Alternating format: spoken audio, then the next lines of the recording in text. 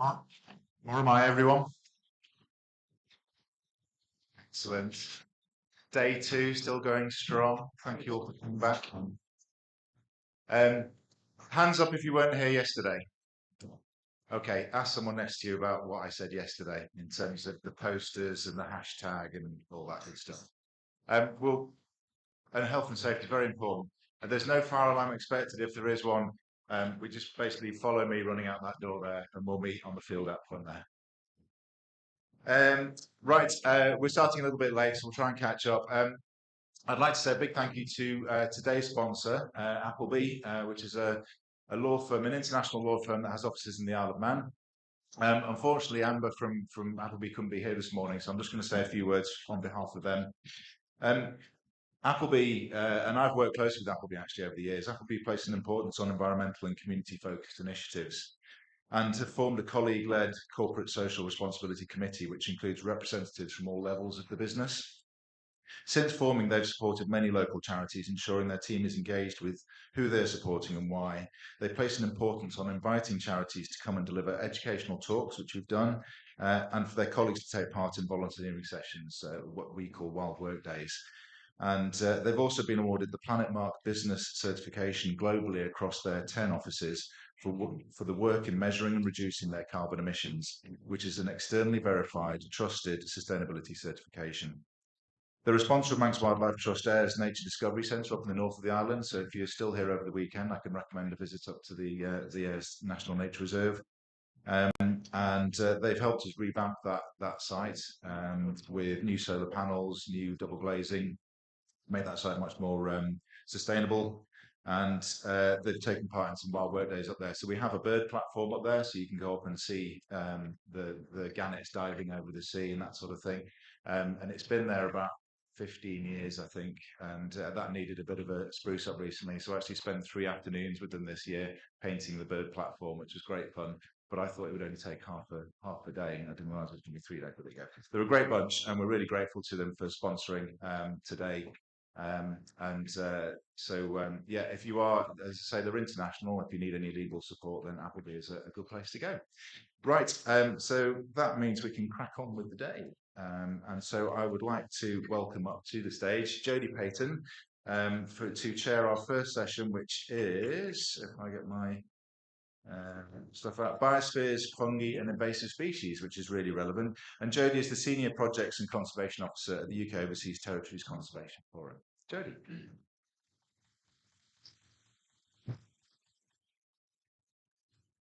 Thank you. Yeah, thank you very much. It's such an amazing pleasure to be here. It's an incredible first day yesterday, and today promises to be just as fantastic. So I'd like to welcome our first speaker for this session, Biospheres, Fungi and Invasive Species, Jamie Marsh from the Hampshire and Isle of Wight Wildlife Trust, talking about the Isle of Wight Biosphere Beacon. Thank you.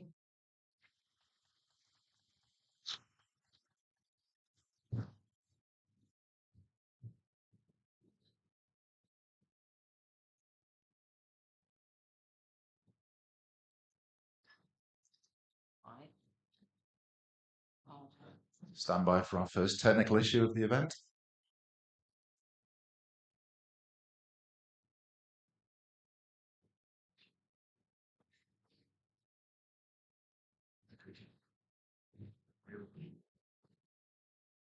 Oh, it's working now. Yeah. Oh, okay. Yes. Morning, everyone. Morning. Thank you for having us. So I'm going to be tag teaming this today with Ellen. Ellen's from Arab and has been helping us develop this amazing visionary project for the Isle of Wight. So the Isle of Wight has a fair amount of challenges, like most islands. We can talk about in more depth as we go through the presentation, but we've come up with this vision of the Isle of Wight being a beacon of hope. And this is born out of a conference we held on the Isle of Wight last year, a wildlife trust conference called Seeing is Believing, where chairs and chief execs from all of the wildlife trust movement meet together, look at an area. And they came to the Isle of Wight. We're very blessed to have them there, show them what we were doing on the island, our work streams, look at our nature recovery programs. And out of that and out of the conversations, the important conversations that happen outside of the conference in the pub in the evening, we came up with this idea of rejuvenating the island's economy. And leading to this nature-led economy basis. So this is the principle of Beacon. and we're going to talk you through it now. So yeah, like Jamie said, a key part of Beacon is looking at how we can do a nature-led economy. And what that means is it's an economic model whereby we're going beyond just minimizing environmental harm. We want to actively restore, rejuvenate ecosystems and bring back biodiversity and make sure that every single economic decision happening on the Isle of Wight really focuses on nature.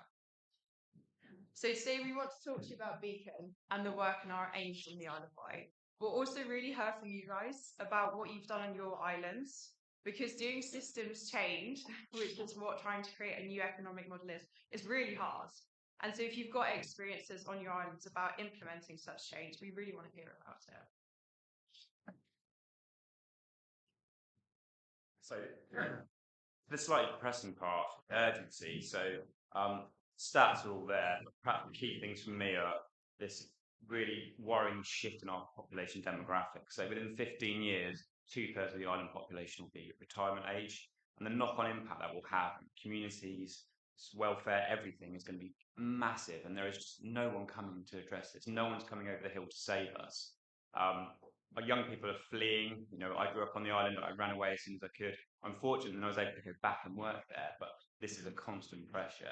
And then our land use as well. So 3/4 of our land is for intensive agriculture, and unfortunately our livestock farming is collapsing. Most of our farming is moving to anaerobic digestion, to growing maize to supply energy crops. And the impact is just vast. So lots to think about, and you know, it encompasses everything. So nature, community, economy, everything. So these are big issues that we're trying to tackle. There is no one solution that will solve this. And we're fortunate, and there's a really core element of the community that are looking to address this. And we work with some fabulous people. I must mention Ian Boyd, who is an incredible guy, independent consultant, who's put together all of the information and statistics to help us understand the problems. So yeah, we are in a perilous position, but Beacon is that opportunity to resolve and solve some of these challenges. You can probably hear we're quite passionate about our islands. So we really believe it's the ideal model system to start piloting and trialing these things. For starters, the whole island is covered by UNESCO Biosphere designation, a bit like the Isle of Man. It's the closed system by virtue of being an island, but we don't have a commercial airport. So you can measure all of our economic inputs and outputs just by the ferries, which would be very useful when we look at creating a nature-led economy. As England's largest island, we've got 140,000 inhabitants, so it's small yet large enough to trial such a scheme, and our population can actually triple during the summer because of tourism and holiday homes. And it's also very representative of the mainland, so we've got also 63% of our land is farmed, which is the same as the mainland. We've got all lowland UK habitat types and main categories of European Red List habitats present on the island. And we've got the same targets as the mainland because we're not independently governed. So we've got our 30 by 30 as well. And as Jamie said, there's a lot of communities and a lot of momentum going on the island. So there's an increasing delivery of sustainability related projects. There's a growing sustainability focused identity amongst the business community. And there's already very strong research connections with Southampton and Portsmouth universities, which are just across the zone from us. And we want to continue building on these and working with new emerging partnerships that all aim to address sustainability issues on the Isle of Wight. I'm going to read straight off this slide because although it's our slide with the least amount of text, it's actually taken us a year to create, because trying to capture everything we want to do into 3 sentences is really hard. So Beacon is a strategic plan as part of the Isle of Wight Biosphere to boost the economy and restore nature through driving investment into local projects that benefit the whole community. Beacon will create a blueprint for off-island communities across the UK economy to follow to have a truly transformational and far-reaching impact. Beacon is designed to attract, validate, and channel aligned finance, partnership, and creative capital into the island's biocultural economy.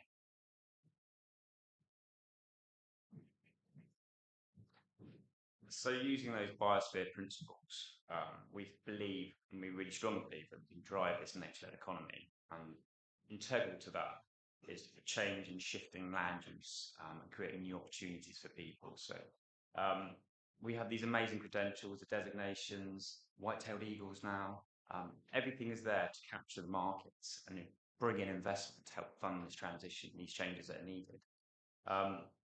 We're really striving to make Biosphere something that means something to people. If I walked up to someone in my local community and said, "What is Biosphere?" they're going to shrug their shoulders and walk away. We're a fairly new Biosphere. It was only designated in 2019, which was the worst possible time of COVID coming afterwards. So really the principles around that are making it relevant to everyone and getting everyone on this journey, but rejuvenating the economy and seeing the worth and value of the island. My particular passion is trying to get the land restoration going, big nature-led ecosystems, looking at the farming transition, the land use transition, stopping growing maize, growing food again, but supporting landowners, farmers on the journey. The mechanisms that we've been trying to use are failing us. Natural capital markets, there's so much instability. We did well with nutrient neutrality. BNG looked like it was going to save us, and the government keep changing the basis, and that is not helping us when we're trying to have these conversations about new markets, new opportunities, new funding for land use and change. It's a big challenge, but we have the credentials, we have the passion. We just need the resource and an initial start to get this going.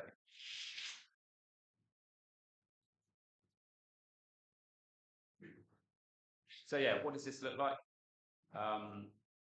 Saving our environment, declining wildlife and fragmented habitats, changing, reconnection of landscapes, looking at our river and seas. I have to mention marine, fabulous marine work that Emily and Tim and Ellie are doing. Huge issues of nutrient pollution, solar, again from land use problems, and all of this can be solved as part of this beacon journey. Poor soil quality is a massive issue, again, stimulated by maize growing and that intensive agricultural practice. It's easy farming growing maize. You just contract it out, you get a guaranteed return. Completely makes sense from a business perspective, but the impact is huge. So giving people the opportunity to change that and look at other alternatives is key. Food poverty, unhealthy communities, struggling economy, it's all factored in. And if we can start a resurgence of land investment, opportunities for young people, making the environment more relevant, that's going to be key going forward.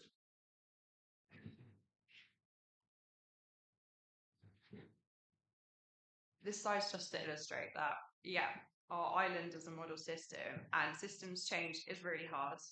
And it needs to be developed, delivered, and tested in real place through real projects at the right scale. But if we can do it on the small island, then maybe we can do it on a bigger one. So how do we create a blueprint nature-led economy that we could implement elsewhere?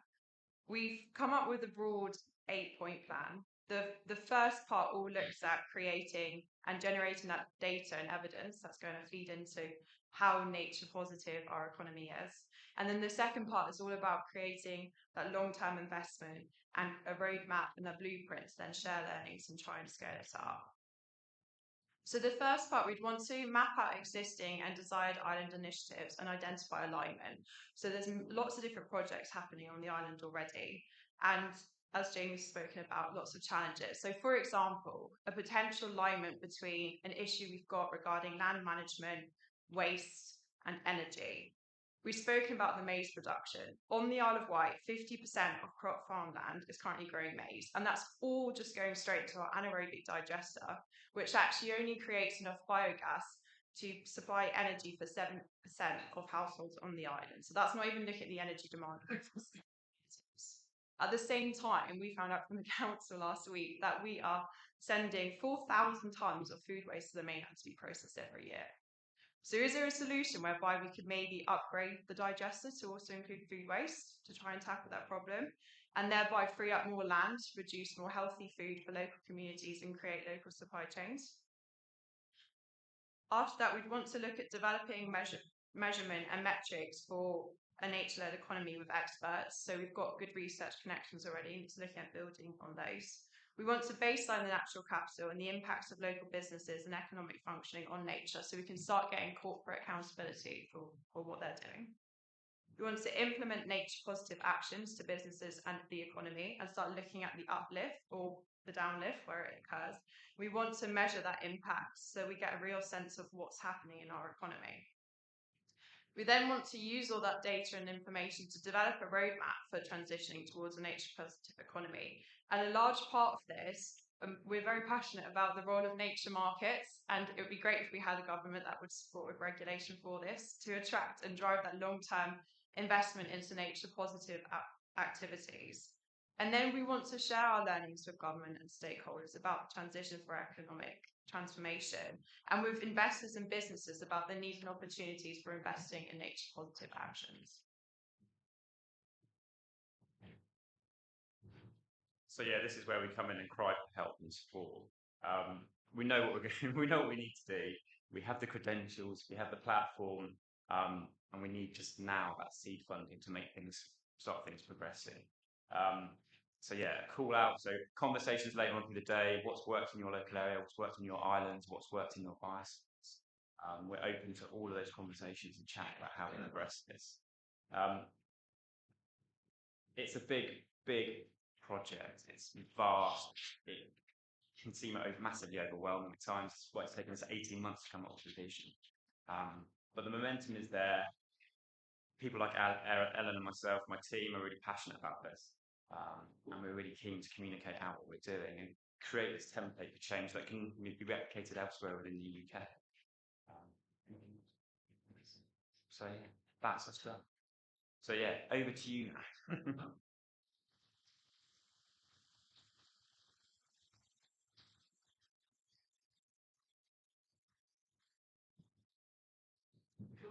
Thank you, that was amazing. And yeah, an amazing vision. I think I grew up in Cornwall and it's got very similar problems, I think. So yeah, very exciting. Do you have any questions? Yeah, yes. Okay, it's my turn.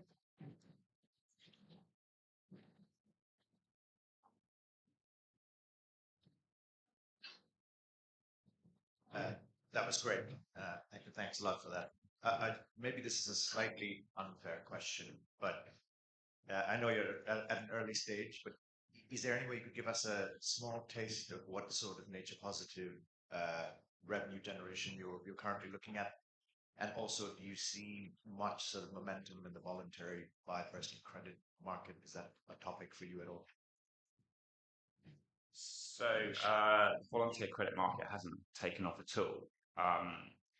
The nutrient neutrality worked very well for the Isle of Wight because of the issues in the Solent. But it's quite complicated for private landowners and small businesses to deliver because of the long-term requirement. It's a 125-year commitment. So people like ourselves are able to tap into that market, and what we're able to do is buy significant chunks of land, fitting in with our wild strategy, and allowing us to connect nature reserves, that whole landscape scale connection. And what we're keen to promote off the back of that is we then are able to employ local people to carry out reserve work, etc., and stimulate the environment. So stimulate the economy using more contractors locally, etc. So there's that net sort of increase in activity to get off the back of that. And we were able to grow our Isle of Wight team from 4 members of staff to now 13. So that's a significant rural land employer. In terms of the potential for markets, it is huge, but it is complicated. BNG market was looking very promising, and a lot of farmers are starting to get interested. But unfortunately, with the government, with the planning infrastructure bill, they're looking to exclude small and medium-sized development, which is going to be a lot of core market. So that could be a massive issue for a lot of small farms that are looking to try and diversify. I just heard last week that our livestock numbers in the island have halved in the last 2 years. And given the drought this summer, it's going to be a massive problem going forward. So there's lots of challenges. So now is the time to do this. But yeah, the markets are still unstable. Just when you think they're getting to a point where you can start to progress, they start to change. They pull the rug from under you from scratch again, which is really frustrating. And of course, it undermines confidence in the whole system. So you're alienating your buyers and you're alienating your providers. And they make it overly complicated, which and it's just annoying. So a simplistic ESG model is probably what we're going to look at, and using the sort of island's credentials, it's wonderful wildlife, it's wonderful habitats, and it's communities to provide that sort of gold standard for credits or potential future markets.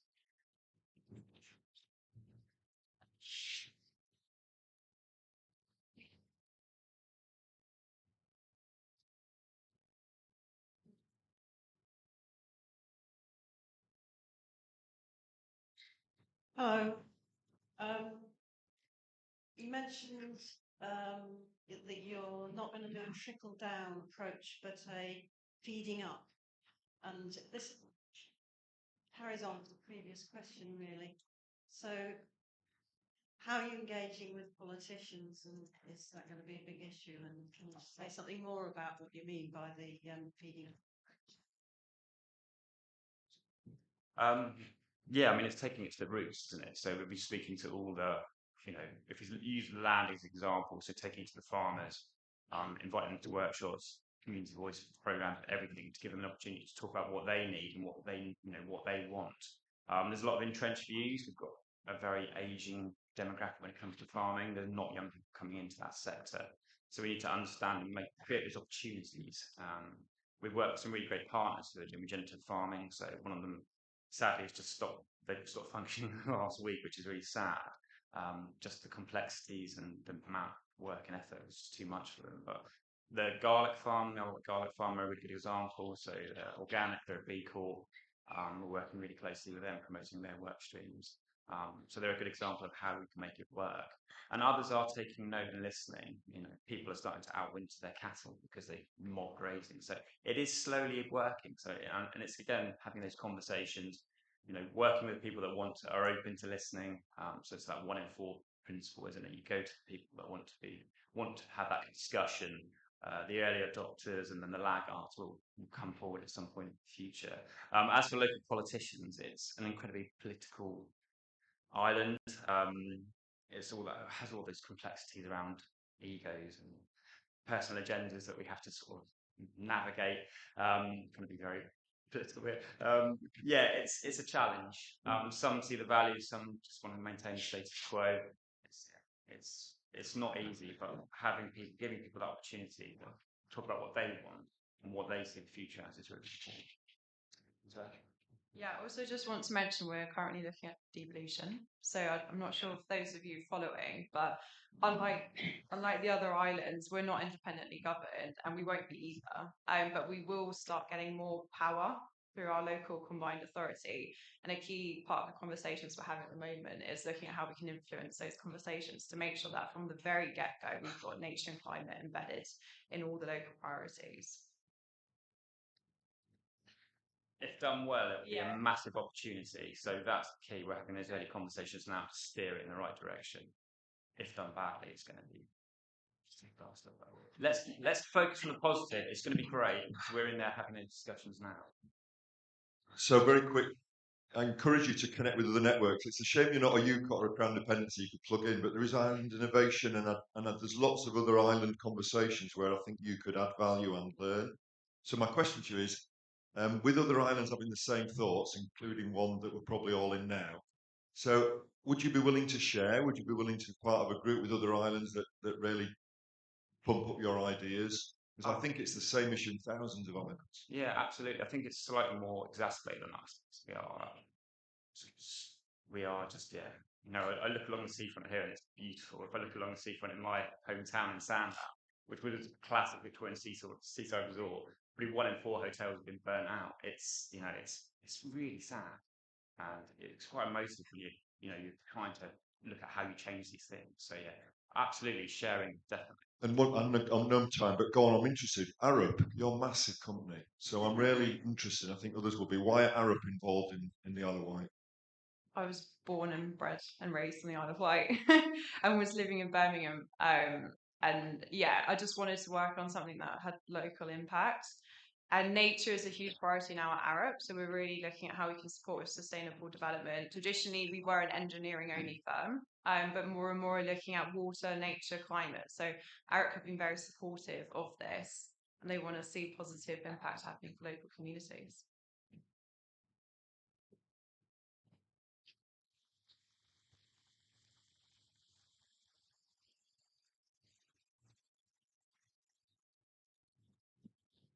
Thank you very much to those, fantastic speaker. I think, as Lee said, it'd be really great to have conversations these next few days around how you can share ideas and opportunities. Like we were talking to Andy about the community voice method. Sounds great. But yeah, I'd like to welcome our next speaker. It's Jacqui Keenan from the Isle of Man Biosphere Reserve, talking about the Isle of Man as a living island lab for global scale. Thank you.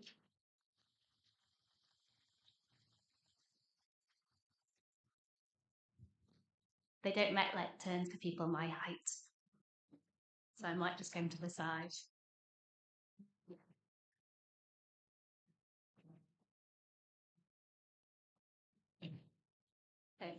Moramaiolia.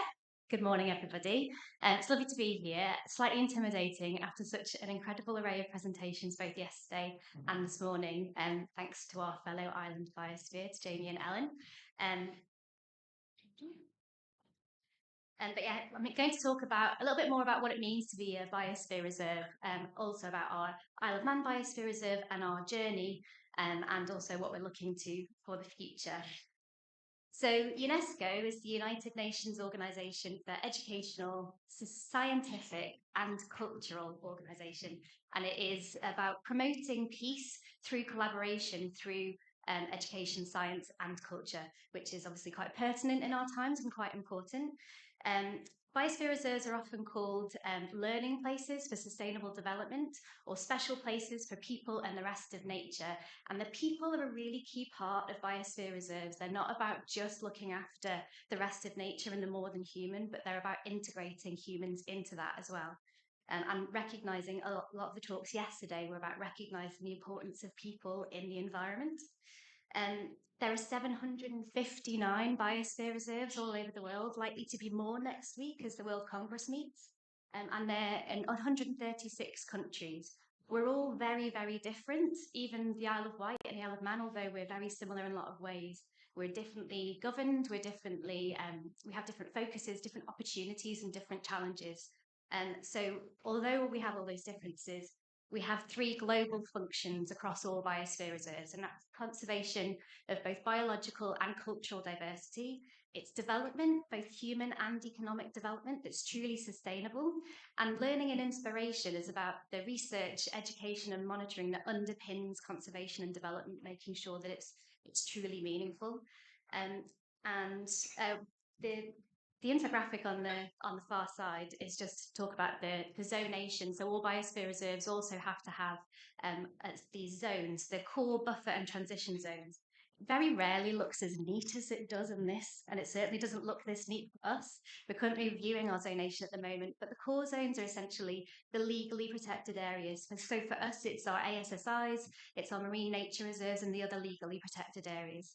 Then the buffer zones are places that have measures in place to protect that and support that conservation. And then transition areas are the places that people live and work. So again, really integrating the people into the biosphere. So I don't know if anybody's mentioned it yet, but we are the world's only whole nation biosphere reserve. It's a little secret, we don't talk about it very much. But we are incredibly proud of it, and rightly so. The only whole jurisdiction that is designated as a biosphere reserve out of those 759. We were designated in 2016, so only a few years before the Isle of Wight. And we are designated for the whole island and our territorial seas, which is 87% of our territory, so not quite as much as Jersey with your 93% of marine, that's fine. But we're nearly there. But it is the whole island and our seas, so the marine is a really big part of it as well. Whilst we're the only whole nation at the moment, we'd like to at some point be the first whole nation biosphere reserve and to welcome others into that as well. We're looking at you, the Channel Islands, but at the moment we are the only whole nation. And it really encompasses, to put it very simply, these three areas of environment, prosperity and community. And by environment, it is, yes, we as people are part of the environment. We're animals, we breathe the air and we eat from the ground and we roll in the sea, but we're talking about the more than human nature when we talk about environment in this context. And in prosperity, it is about wealth, but it's also about health and happiness. And for community, for the Isle of Man and for a lot of other biosphere reserves, our culture and our heritage are a really integral part of our designation. And our community it's our businesses, it's our charities, the organisations, a lot of whom are here. And it's our youth. Our youth network is an incredible part of our biosphere reserve. We're incredibly proud of them.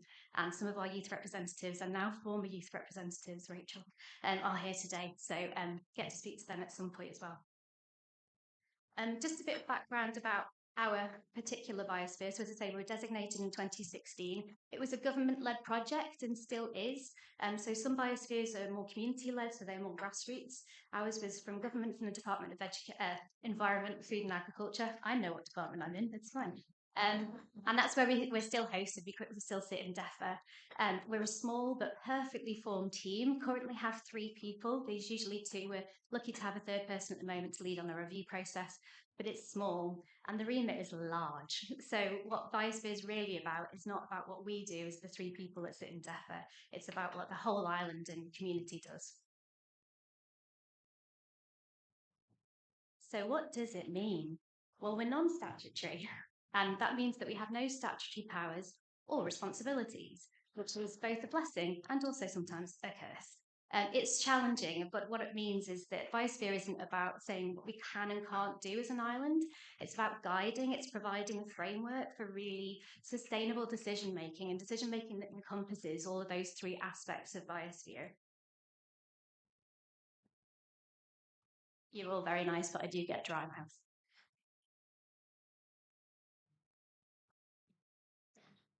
It isn't about being perfect. And as we heard yesterday, we face a lot of challenges as an island environmentally and in a lot of other ways, in similar ways to the Isle of Wight as well in terms of our demographics.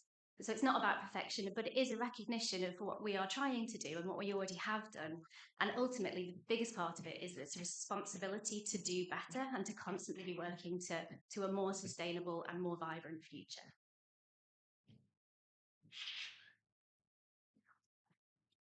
And it's really about working together for that sustainable future. It's about fostering collaboration, being a hub for research and encouraging innovation. And that's collaboration, research and innovation across and between sectors. That interdisciplinarity is really important. And this picture is from one of our first partner forum event that we held last October. We have 370 businesses and organisations that are Biosphere partners, who have pledged to uphold those values of Biosphere. And we know that there's a lot more that we can do with that partner programme, and we want to develop it more because those businesses and organisations learning from each other and sharing their knowledge is really important. So every Biosphere Reserve has to do a 10-year periodic review to UNESCO, and 2016 was 9 years ago. So we're doing that periodic review at the moment. So we're submitting that next year. It's a massive piece of work. Beth, who's our Biosphere Review Officer, is in post to support and lead on that. But it's a huge piece of work. It's a very dry document, but it's a lot of information to gather, and it's really about reflecting on our 9 years as a Biosphere Reserve so far. What can we celebrate and what can we learn? I sent this presentation 2 weeks ago, and I immediately regretted this next slide because it's about celebrating, which is great, but I wanted to focus on the environmental, and this is also only like a minuscule snapshot of some of the environmental celebrations that we can have, but there's so much more beyond environment. I'm not going to talk specifically about any of these projects because a lot of them you will have heard about or will hear about in the next few days. But if you want to talk about blue carbon, that's the reason I moved back to the Isle of Man before I moved on to Biosphere. So hit me up if you want blue carbon chat. But they're all really great examples. And Manx BirdLife's Nature Reserve you heard about yesterday is another amazing example of collaboration across sectors. So these are some of the amazing things that are already happening. Aside from environment, our business sector is really embracing Biosphere as well in a similar way that Isle of Wight talked about. And we've got Kiri from Business Isle of Man here today, who'll be here tomorrow as well. And she can talk to you more about what business are really doing to embrace Biosphere and to feed it into what they are doing. It's also about learning and progressing. So what we really want to do is make sure that the benefits that we can see as a biosphere, so as an island, and also those businesses being businesses in a biosphere, where we're seeing those benefits coming in, they need to be invested in those foundations as well. So where people are benefiting from being in a biosphere, we have to invest in our environment, our community, and the wider prosperity as well. And it's been interesting in the engagement that we've done so far. The business sector is the most bought into Biosphere, and the sector that's most sceptical about it is conservation. And it's because of that potential for it to be used for greenwashing, and we're really cognizant of that. And so that's something that we're really trying to work towards, making sure we absolutely are really robust and that it isn't being used as a tool for greenwashing. In terms of policy and legislation, it needs updating to make sure that we're really protecting those foundations. But there's also a really exciting opportunity to feed Biosphere into new policy as it's being developed, and to make sure that it's really integral in our culture. Research data and monitoring is a challenge for everybody, but we know that there's opportunities for us to develop there. And this word cloud is from our public engagement that we did over the summer at various events. And the biggest word is more. People want to see more. There's lots of nice things like local food and nature and wildlife, but ultimately people want to see more. So we need to see how we can facilitate that.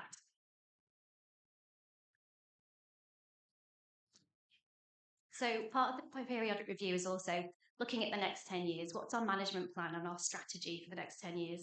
And it's creating a vision. And that really is exciting. That's the part that really excites me. Where are we going to be in 2036? Where do we want to be? And how do we get there? And how do we include our stakeholders, partners, and the general public in that process? When I talked about 2036, I also said, can we think about 2126? And can we look further ahead? So obviously with 10 years, we're looking beyond political cycles, but can we look beyond that? Because ecosystems don't work in 10-year cycles either. So I'd really like us to be even more ambitious with it, but we're aiming for the next 10 years. And some of the emerging findings from that engagement, some of them, they seem quite dry, but they are quite exciting prospects. So those foundational parts of, we really need to build that understanding. Like Jamie said, if you ask the average person on the street what biosphere means, they'll be like, I don't know, nature sounds right. So we need to build that understanding of what it means generally, but also what it means specifically to specific organisations and to people. We need to build that participation. Abby yesterday was talking about that it's not about just broadcasting, about communicating and information. It's about how do we create a dialogue and a multi-way dialogue between all of our stakeholders and partners. We need to look at funding. There's obviously opportunities for us to gain funding from being a biosphere, but also to channel that into those foundations, not just for us as a team, although that would be great, but it's also how can we fund other projects and other organisations to do work that supports us as a biosphere. The most exciting word on there is obviously, you're all waiting to hear about governance, I know you are. It has been a massive part of my job for the last year since I started as Biosphere Coordinator. It's changing our governance to make sure that it's properly supported and overseen. And we've got a new Biosphere board in place, some of the members of whom are here today, Graham. And they are an incredibly formidable group of people, and we're so excited to see what they do. They only met for the first time officially last 2 weeks ago, so there's a lot to see from them. The developmental side is the part that I get really excited about because they're three very simple words with a huge amount of potential for impact behind them. And that the research side of things is something that there's a lot of research that happens on the island, but it's quite sort of disparate. It's not as cohesive as it could be. We want Biosphere to be a real channel for that research and to drive more strategic research and bring in funding for it.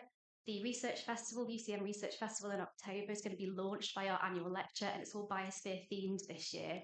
And Gail Corrin, who organises the Research Festival, is also on our board as the research representative. So we're really excited to see about how we can use funding and Biosphere to bring in funding and also to just coordinate more about the research on the island. Education is always an incredible opportunity. We have an incredible amount of environmental education on the island, but also we're linking in with schools, and we managed to get into high schools properly for the first time last year, which is incredible. And also looking at how we can educate beyond schools and adults as well. And policy, again, a really exciting word. I know there are some policy nerds in the room. If we can weave Biosphere, the Biosphere approach and Biosphere thinking into our policy as it develops and is updated, then I don't need to have a job and I can retire. I can't ever retire, but it's such an exciting potential to have a genuine impact and to become an island where Biosphere is just threaded through all of our thinking. If our government and our organisations have Biosphere in their policies and their practices, then our work is done and we really are truly that Biosphere nation. So it's a real opportunity for Biosphere to be that channel for collaboration, for research, and for really driving us forwards to create that beautiful, vibrant, sustainable future that we all want to create. So, Garamayau from me and the rest of the team, thank you.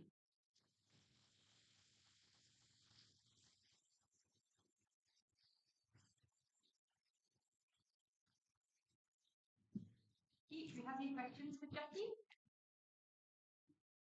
Eli? Cool. Well, while you're thinking, I was going to ask, like, do you have any opportunities for young people? Where do you sort of see that going? What sort of opportunities can you say a bit more about? I suspect you might hear more about that tomorrow, because I think a lot of our youth network will be here, and Rachel could probably speak more to that. But we have youth representatives, and really it's about giving youth a meaningful voice in the governance of Biosphere and giving them an opportunity to make decisions and be part of in becoming the decision makers for the future. But Rachel's done this amazing job of creating a youth network with our other youth reps, Mariella and now Alice and Brandon, to encourage other people to start taking responsibility. So they're going to be leading us in the future, and the more that we can do to invest in them and give them that time to develop now, the better. And they're already an amazing group of incredible people, so it's great to see how they develop over the years. Yeah. Any other questions? Oh yeah, chap at the back.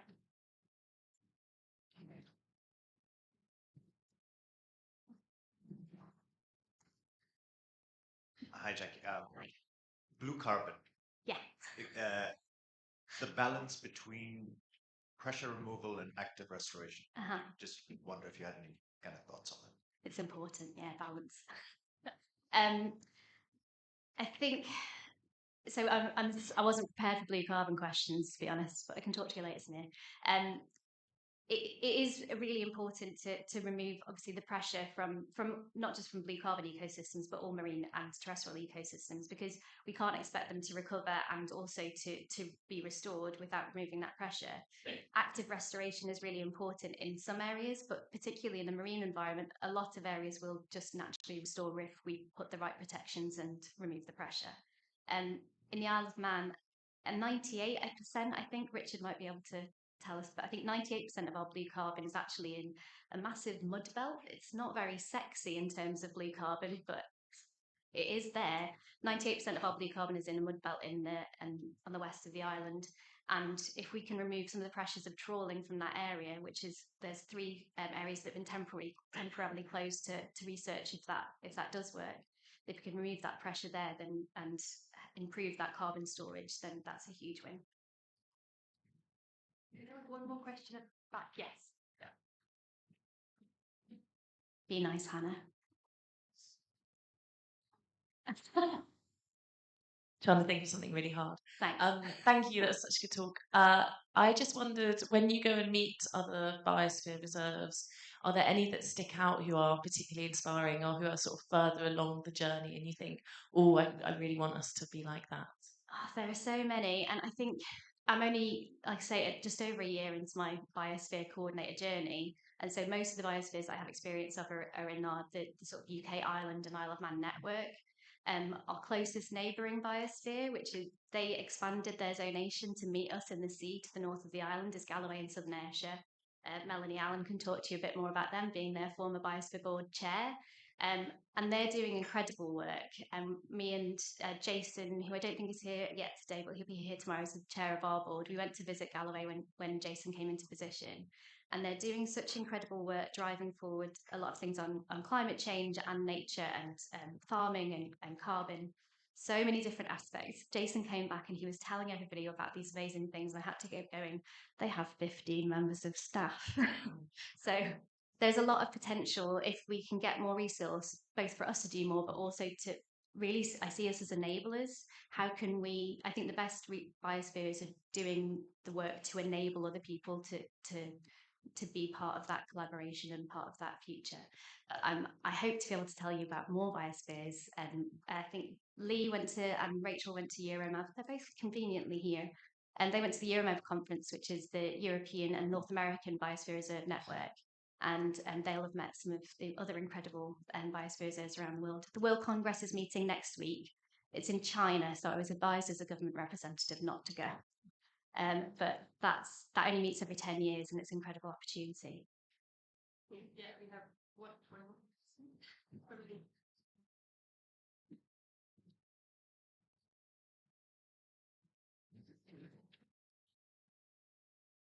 I'm only going to add very quickly, thank you. The Euromap was a gobsmirking moment for both of us, wasn't it? I think just the absolute level of value that other nations around the planet are putting on biospheres. I was blown away by the hundreds of people that have got huge reserves across Germany, Scandinavia, Netherlands, and it's a huge thing. And so what you're doing here in the Isle of Wight is definitely on that trajectory. But please, if you don't know about biospheres, go and look at what's happening globally. And a lot of the strength comes from collaboration between biospheres as well. The idea is that we test ideas in our biosphere, and then they're trialed in other biospheres, and then they can be scaled up. But the collaboration between them, that's why I know that UK, Ireland, and Isle of Man network best. It's because we're collaborating with our nearest neighbours, and it's so powerful. Thank you. So thank you very much, Jacqui.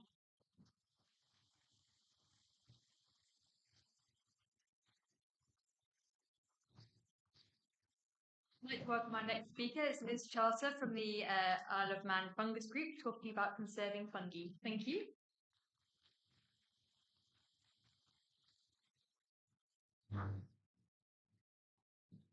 And now for something completely different, from the big ideas down to, well, not quite microscopic, but has anybody else got anything in their pocket they'd like me to identify? How do we effectively conserve the kingdom of fungi? Let me start on a personal note. My interest in fungi seems to go back quite a long way. My mum must have kept one of my nature notebooks from when I was 9, when my first introduction to fungi. It might not have been, of course, because my mum and dad were great naturalists and they took me on fungus forays. So my interest goes back a long way. And so when I retired from a government post here as Principal Biodiversity Officer, I could spend more time looking at fungi. Wonderful. Fungi, seriously. When you say fungi to some people, they do start to giggle. It's one of those words, a bit like sausages, I think, and it sets people off. So what do people think of when you say fungi? They think of jokes, and they think of, maybe I could eat it. Can I eat this one? Can I eat this one? Can I eat this one? This is what Philippa said. Looks like a mushroom, but let me give you a little bit of life-saving advice. This one is a yellow stainer. So one of the roles of the Isle of Man Fungus Group is to keep people educated and safe and stop them eating things that are not good for them. So what else do they think of? Oh, they think of source of dubious mind-bending experiences. But there is a serious side to mushrooms. They are really the powerhouse of our ecosystems, and they are seriously underappreciated. So you can divide fungi into different groups, and I'll start with the collaborators. These are the ones that are working with other plants. So all land plants, that includes mosses and liverworts and trees. Many of them, a very high proportion, have symbiotic relationships with fungi. And that diagram on the left shows a little pine seedling with the network underneath it. And the next diagram shows how much of that is the roots of the tree. So what the fungus is doing is providing a massively increased ability to suck up the nutrients and the water from the soil. And in exchange, the fungi benefit from the sugars created by photosynthesis in the plants, in the green plants above. So they're very, very important to improving growth. And this can be seen very clearly in the tree nursery in Orkney, where we're growing native birches. And these two fish boxes, the one on the left are in just pure compost. On the right, one compartment of all those little cells with trees in had some leaf litter from the native woodland of Berrydale on Hoy added to it. And you can see what a massive difference it made to have that inoculation of fungi. And then another great group of fungi are the rotters. What would we do without the rotters? The world would be swamped with organic waste, dead leaves, dead branches, dead animals. And if those didn't rot down, we wouldn't be able to release the nutrients. The plant nutrients would feed the growth of the next generation of plants and crops. So we wouldn't have that fertile topsoil. So the rotters are an incredibly important group too. Let's get our head round the fungus diversity. 15 to 18,000 fungus species in the UK. Now, not all of them are as big as this mushroom down here. A lot of them are microscopic. But 4,000 of them are common macrofungi, the sort of things you see in woods and fields. We've recorded about 1,500 species on the Isle of Man, and many of them require microscopy. This is the late Michael Rogers, one of our fungus group, working in his dining room. He was an airport fireman, and he and his wife have done a fantastic job of getting their heads around understanding fungi, buying microscopes, learning terminology. So how did we get started? First of all, I invited Nev Kilkenny, who's a professional mycologist from Scotland, to come and do a training course. And that inspired a small group of people in 2012 to set up the Isle of Man Fungus Group. And we bought books and microscopes, grants from the Lottery Trust, and then we've organised annual forays. It's seasonal, which is quite a good thing, really, because our dining room table gets occupied by microscopes, chemicals, and all sorts, and things you don't really like to have creeping around on your dining room table. So we have annual training. We're trying to improve our skills, and I really feel I'm making a bit of progress now after 13 years. And we've got collaborations with British Mycological Society who support us. We have collaborations with Northwest Fungus Group who are coming over in a few weeks for a joint training session. And so we're making some progress in understanding fungi. And recording fungi is really our main focus. We're not particularly excited about the straight foraging side. We wanted to know what we've got, where it is, and how to conserve it. So for our 10th anniversary, we produced this checklist with a picture of the beautiful butterscotch waxcap on the front. We have 1,466 species in the checklist, and 315 of those are new species that we found in the first 10 years of our group. So we are finding new species for the Isle of Man almost every time we go out. Grassland fungi I'm going to talk about in more detail because I think they're a very important area, but I will try and cover some of the woodland fungi conservation when we go out this afternoon to Doon Glen. So there you see a bit of amenity grassland in Port Erin, which has got these lovely crimson wax caps on it. It's a good place to find fungi on grassland that hasn't been disturbed. Churchyards are another great place for finding fungi. The grassland ones, farmland, particularly up on the edge of the hill where we've got acid grasslands that haven't had anything done to them. Gardens, if you've got a long-term lawn that's not been treated with anything, is quite likely to have grassland fungi in. And we have odd places by roadsides and roundabouts. What they all have in common is they're undisturbed, short, and not treated with fertiliser. One of the most interesting places we've got on the island, and by far the most different waxcap species, is a catchment of a reservoir, which is kind of captured in time what farmland would have been like before all the agricultural improvement. Because of it being a water supply reservoir, nothing has been changed in the management of that area, and it's incredibly rich. So how do we tell which are the most important fungi? So I refer to the Global Fungal Red List, and we have on that list 2 species classed as endangered occur on the Isle of Man, 26 vulnerable, and 1 near threatened. And there's our butterscotch waxcap again. I was thrilled to find this. It took a little time to pin down what it was. But when I looked at the NBN network map, there seemed to be only a couple of spots in Wales, and we have added to the knowledge about this fungus, and the dried specimens went off to Kew. If we're comparing grasslands, how are we going to know which are the really important ones? So we have the guidance from JNCC, the SSI selection criteria for grassland fungi, which have been improved. And now in 2018, we've got this good version of Chapter 14. A total of 17 Manx sites meet this criteria. 7 sites have 19 or more waxcap species. 10 sites have 7 or more clubs. So these are the clubs, corals, and spindles.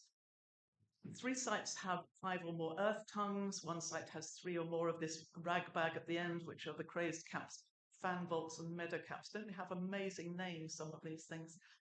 And some sites meet several of these criteria. So we've been applying these criteria to the grasslands in our grassland, excuse me, grassland database. Okay, so in the other JNCC criteria, we've got not just grasslands, but we've got fungi for coastal sand dunes. But most of those other criteria, I don't think we're going to be able to use. But perhaps we'll try and adapt some for. At the moment, we've only adopted the grassland fungi, and this is something that DEFRA are aware of. And as a quick snapshot of our database, that's got sites down the side and species across the top. It's just an Excel spreadsheet. And those pink columns are all those vulnerable and endangered near threatened species from the global red list.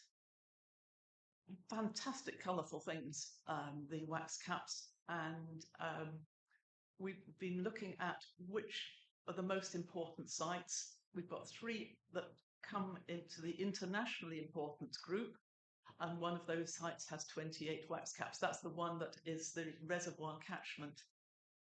We have 10 nationally important sites and 50 that fall into the category of regionally important. There are various measures, and they've been written up in papers. I've got a list of the references that could be useful to you if you're interested in assessing grassland sites. And if you want to put your name down on the piece of paper that's on the Manx Wildlife Trust table at the back, I will send you that because it's got all the web links to the documents that I'm referring to. But you can see that in this site classification system that was developed by Rald and Vesterhol, that if you've only made 1 visit to a waxcap grassland, the criteria for making it internationally important is much lower than if you go several times to survey it. This is because when you go back to these places, you invariably find more species. It's one of the things about fungi is that they don't pop up where you expect them and where you would like to see them every time you go somewhere. You might have come across this term CHEGS, which is a scoring system which based on the families of fungi, the clavarioids, those clubs, spindles and corals and wax caps and pink gills and earth tongues.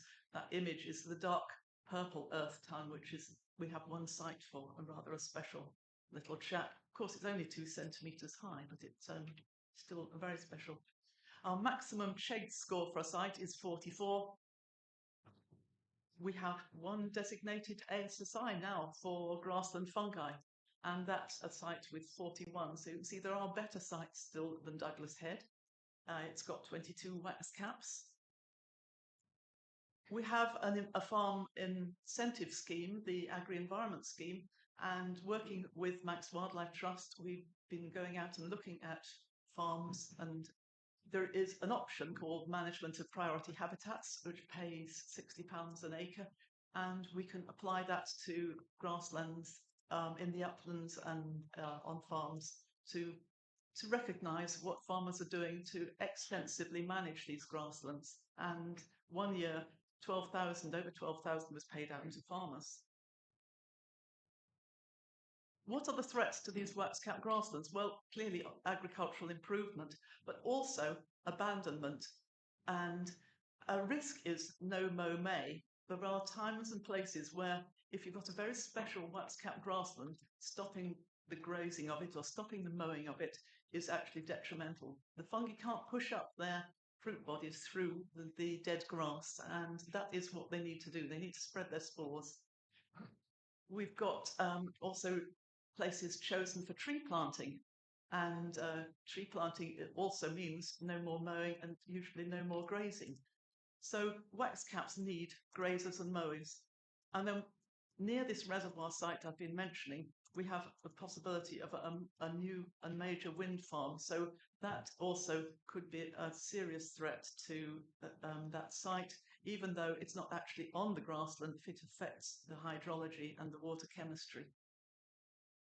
So if you were looking at a flower-rich grassland, you'd say, well, the mitigation hierarchy is obviously to avoid, to move the grassland, compensate for maybe by creating other grasslands elsewhere. But really, only A works for wax-capped grasslands because the fungus communities are effectively irreplaceable in any meaningful timescale, and it's quite difficult to move them too. There's been work done on moving them. This is moving them, image of moving them with very large turfs, but you're breaking up that mycorrhizal network, and it's not been found to be very effective. So when it comes to surveying and assessments, I've done a number of ecological impact assessments or mycological impact assessments for developments, and it's kind of awkward as position as chairman of the Isle of Man Fungus Group, so I need to distance myself because the Isle of Man Fungus Group may wish to make a comments to planning about some of these developments. So there are a limited number of us who can do these things. In other cases, we get Nev Kilkenny to come and do mycological consultancy on the island. And when you're doing a survey, really ideally you need to do 3 visits in a season, and ideally even in 2 seasons. And you imagine what developers will groan when you tell them that, and often suggest perhaps we should be doing eDNA instead. eDNA actually creates more problems, so if that's something I could spend a whole 15 minutes talking about, but we can discuss that over coffee if anybody wants to talk about eDNA and fungi. So we can't successfully move wax-capped grasslands. The monitoring of them creates all sorts of problems because what do you call an organism? When do you do the surveys? Fungi fruit some years, not others. Most of the year they're invisible. They really create a lot of trouble for the field surveyor. And fungi have been certainly latecomers to the Conservation Party. Legislation doesn't recognise them. They were treated as honorary plants. We haven't got an agreed red list for Britain. Habitat surveys miss them because they tend to be when things are flowering. We're looking at flowering plants and not in the autumn, those surveys. There are other lists you can refer to for important species that have some special importance from the NERC Act 2006. And I've been working on criteria for local wildlife sites. So we're now using those since I did this contract this summer also with Manx Wildlife Trust, looking at local wildlife sites. And importantly, the Convention on Biological Diversity has recently agreed a fungal conservation pledge. These are some of the challenges. You probably picked this up. It's a bit like working in the dark. That was an AI image that my son managed to produce. He thought it looked like me going out looking for fungi. Really, the problem is lack of knowledge, lack of expertise, lack of appreciation of the importance, and therefore lack of legislation and legal protection for fungi.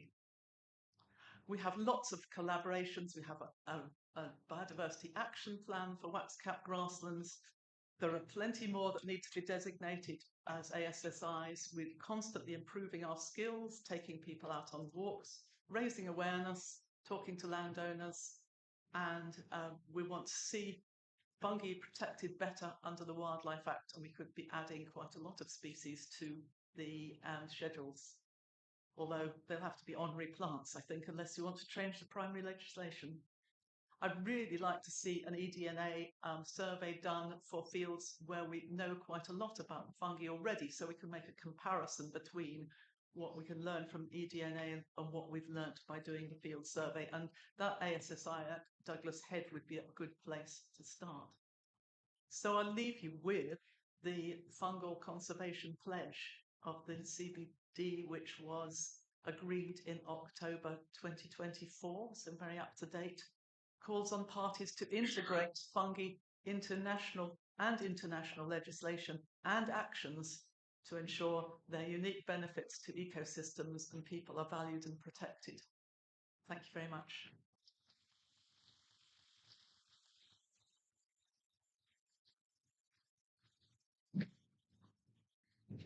Fascinating talk. We've got time for 2 quick questions before. Yeah. Yes. Jude.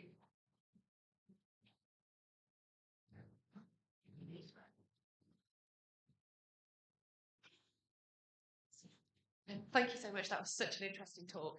I totally buy into avoid we need to protect those wax cap grasslands. But if we're looking at habitat restoration, we often use things like green hay to try and increase floral diversity. But is there anything we can do to sort of speed up fungal sort of recovery in these habitat restoration sites? Oh, that's a very interesting question. I think the first thing you need to know is what you've got there already. And that in itself is quite a challenge because of being there at the right time and with somebody with the knowledge to identify them. I had a go at adding fungi to a lawn outside our flat. And because I was doing so many gatherings of specimens, I had all these wax caps. And I thought, should I be able to spread them around on the grass? I don't know how many years I would have to have waited, but then somebody else in the flats put some weed and feed out onto the lawn. So that was the end of that experiment.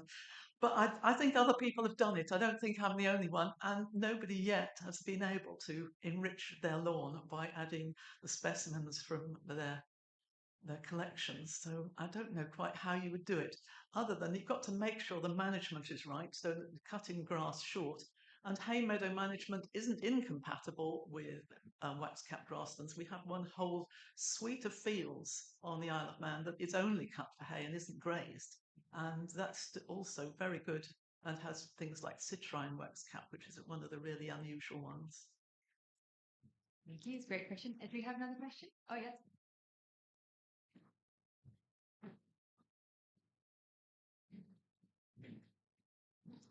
Hi, you talked about some of the threats to wax caps being things like no-mow-may and tree planting, which seems to be a sort of conflict with some of the other efforts that might be happening to increase biodiversity, particularly in kind of urban spaces. And I wondered how you suggested people find a balance between those two things. I think the most important thing to realise is that these wax-capped grasslands aren't everywhere. So what you need to know is where they are and then start to manage accordingly.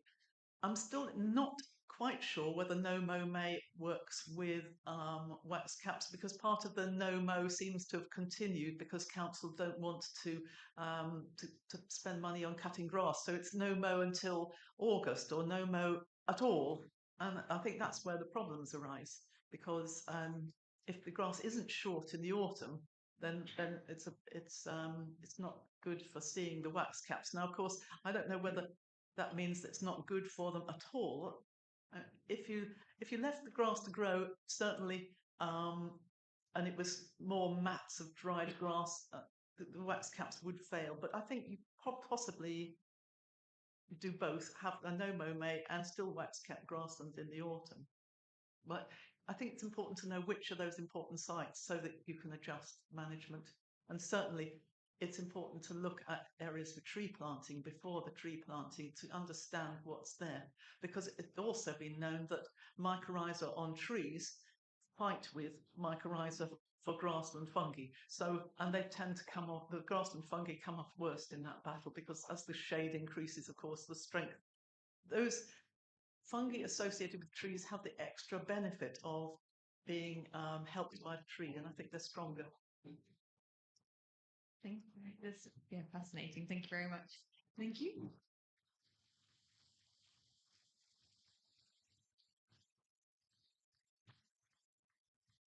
So I'd like to welcome our next speaker from the Government of Jersey. It's Nathan Hayes, and he'll be giving an update on collaborative approaches to invasive non-native species from across the pond. So thank you, Nathan.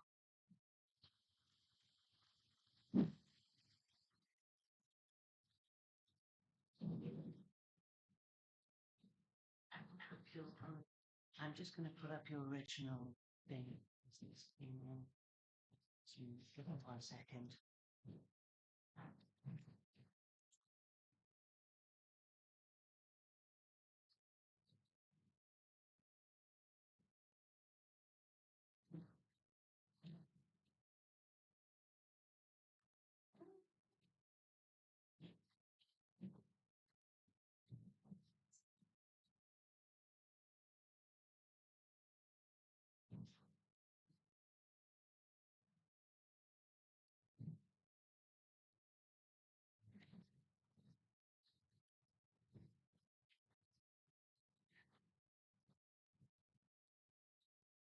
apologising.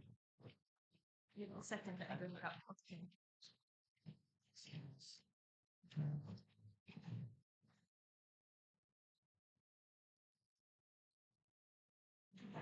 Can you perform it instead?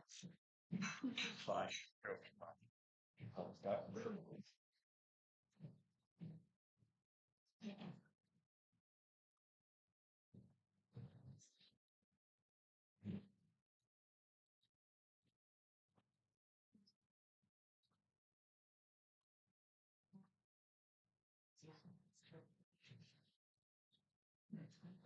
Okay, thank you very much. Should say it's a real privilege to be here. Thank you so much for the Isle of Man and everyone involved in organising this event. It's been fantastic so far. So I'm Nathan Hayes. I work for the biosecurity team, part of the Natural Environment Department in the Government of Jersey. Apologies, there's some formatting issues for the presentation, but we'll do our best. So I'm going to talk to you today about a fellowship that I was fortunate enough to be awarded to go and do some work in America for 4 months. Jamie, I think you mentioned this morning the importance of talking to people over coffee and over beer at conferences. I should mention that I found out about this fellowship by having coffee with a colleague at a conference, applied, and here I am. So this year I went to South Carolina and North Carolina to do 2 simultaneous projects, one looking at the Asian longhorn beetle in the top left there, the detection, eradication and management of that beetle in the quarantine zone in Charleston, South Carolina, and then another project on pest risk analysis for the oak ambrosia beetle, Platypus quercivorus, and it's the cause of a disease called Japanese oak wilt, which I'll talk a bit more about later. Okay. With apologies, I think it's better.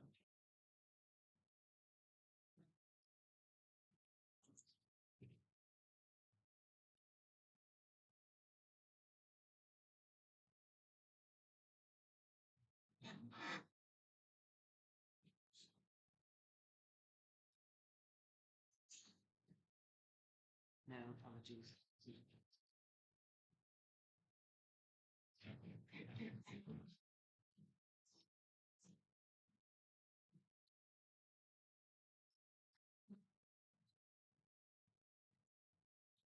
Okay, so first part I'd like to talk about is the Asian longhorn beetle. So this is where I was based in Charleston. Very hot, humid, swampy conditions, which are quite important, and I'll come on to that in a little while. The Asian longhorn beetle has been in America since 1996, and Charleston is the latest county to have an infestation of the beetle. So I want to start with detection. There are many types of detection. The most effective for the Asian longhorn beetle, and I think traditionally for a lot of insects, is lure trapping and visual surveys. But as we've heard about from a number of speakers so far at this conference, eDNA is an emerging technique to look for these organisms in the natural environment. Remote sensing is also starting to make a name in this area, acoustics, and even sniffer dogs. So it's worth highlighting the different types of detection. But when we look at a history of Asian longhorn beetle infestation in America, we can actually see that the majority of the first detections of the beetle were done by members of the public. So everything on blue in this slide are detections that were made by members of the public. So you can see the first detection in 1996 in New York, all the way through to 2020 in Charleston, South Carolina, again made by a member of the public. So clearly the public have a very important role to play when it comes to detection of invasive species. Public outreach is becoming increasingly effective, and organisations are spending lots more money on public outreach and education, and with good reason. So in the United States, they do education programs with schools, they do education programs with professional operators like tree surgeons and arboriculturists and foresters. And importantly, they teach them the signs to look for Asian longhorn beetle infestation. So on the left-hand side, you can see marked are egg sites where the beetle has chewed these oviposition pits to lay their eggs. They've got posters showing all the different signs, and they've got beetles to show members of the public. Fortunately, I don't have to define what eDNA detection is because we've had that done for us already. Thank you, Rachel, and any questions on eDNA, please focus them to Rachel because I'm not an expert. But yeah, essentially it's the shedding of an organism's DNA in the natural environment. So you can see here also displaying the paint roller method. Very simply, what they're trying to do is collect any DNA that the longhorn beetle has shed on that tree trunk. So I talked about lure trapping and visual surveys being the most important detection methods for the Asian longhorn beetle. eDNA is trying to fill a gap in an area where, because of successful eradication program, there is a really sparse population of the beetle. So can eDNA become more effective than visual surveys, for example? Previous research in the United States found that spotted lanternfly detection using eDNA was much more effective than visual surveys, but it depends completely on the biology of the pest and the environment and all of those factors. So what about the management and eradication then? I mentioned earlier that Charleston's very hot and very humid. It's swamp-like conditions. Your snake boots are a must. There are crocodiles and alligators and ticks and leeches and all that kind of stuff. So practically, from a management point of view, cutting down trees, first of all, is difficult. Removing those trees from that environment is also very difficult. So they've come up with the ingenious solution of drop and leave. Now, that is exactly what it says on the tin. They cut the tree down and they leave it in situ. And because of those warm, hot, humid conditions, the tree actually breaks down really quickly. Now, the larvae require living wood to be able to complete their life cycle. So they're cutting down the trees and the larvae aren't able to complete their life cycle. So that's helping in eradicate the beetle.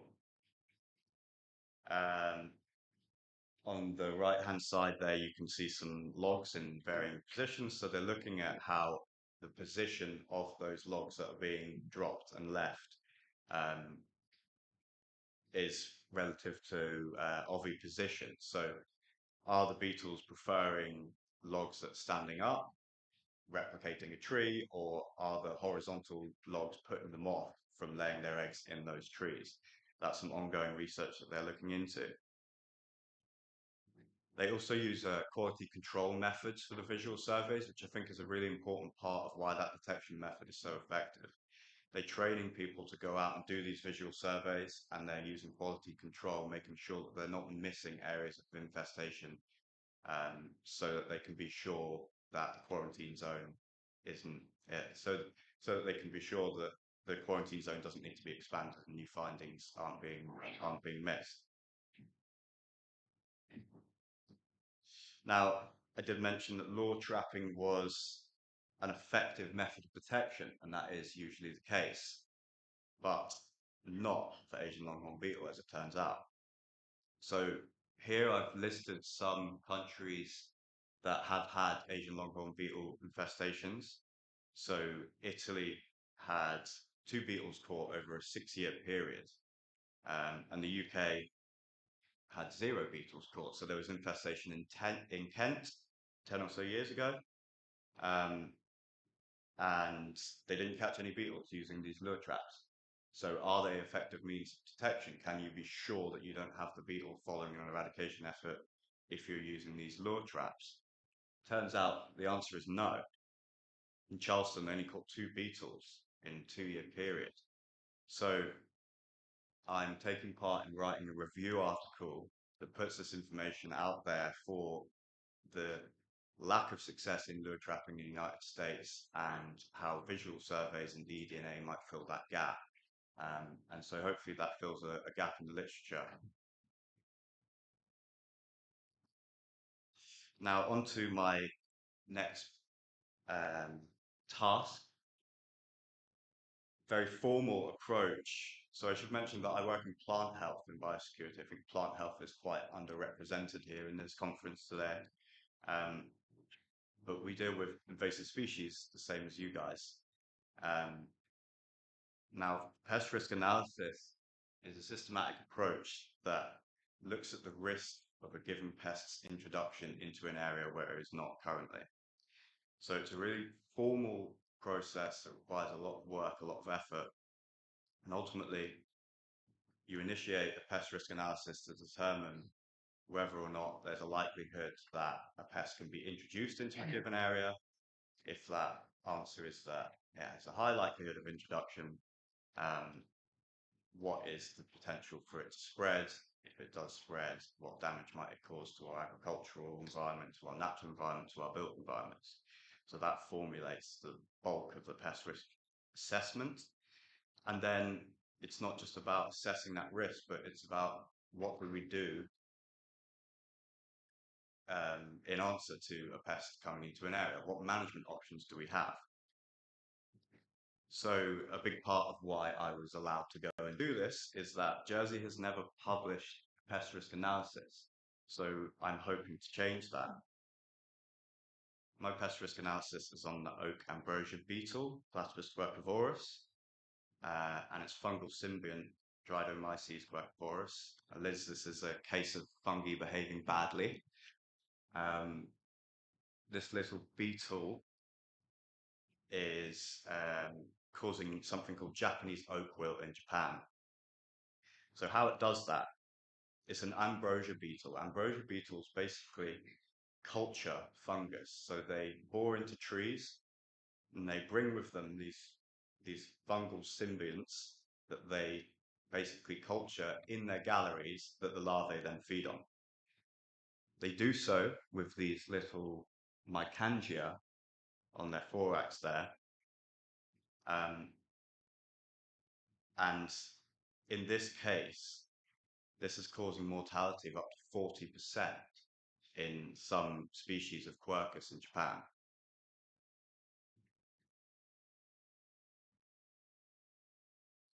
I just included this because I'm not an entomologist, so finding out that that ambrosia beetles had mycangia in the first place was fascinating to me. And even more fascinating was that there is a research paper on all the different positions and sizes and types of mycangia that these little beetles have. So never fails to amaze me the niches that people fill.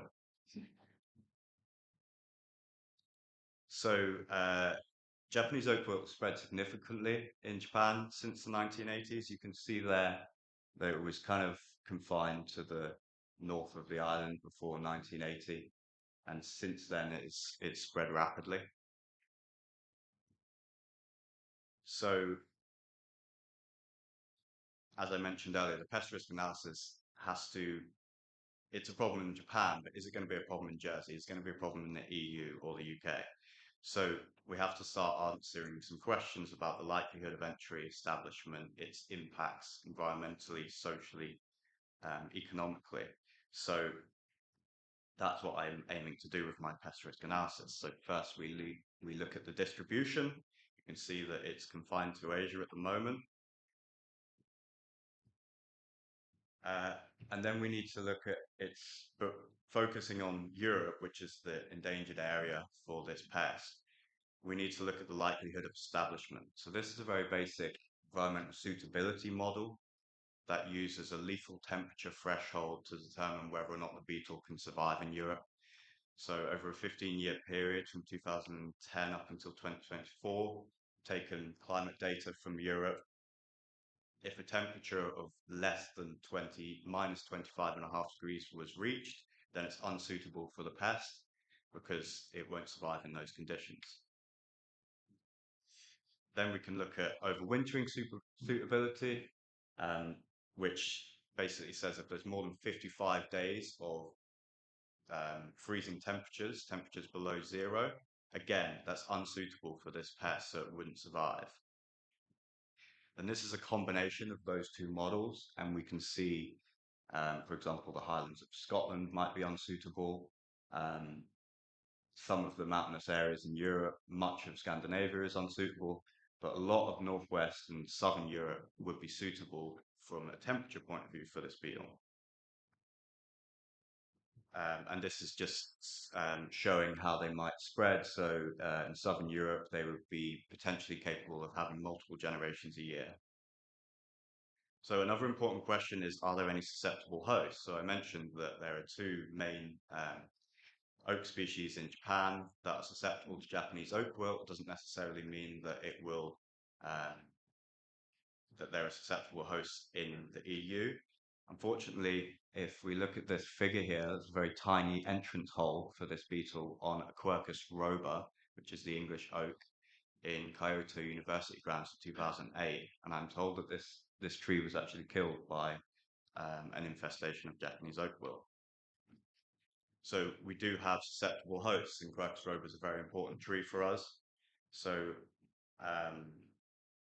where are those susceptible hosts? So we've got a series of maps here looking at the different forestry types in the EU, and we're concerned obviously with broadleaf trees. So this is all building up a picture of where we can focus our efforts, if this pest was to arrive in the EU.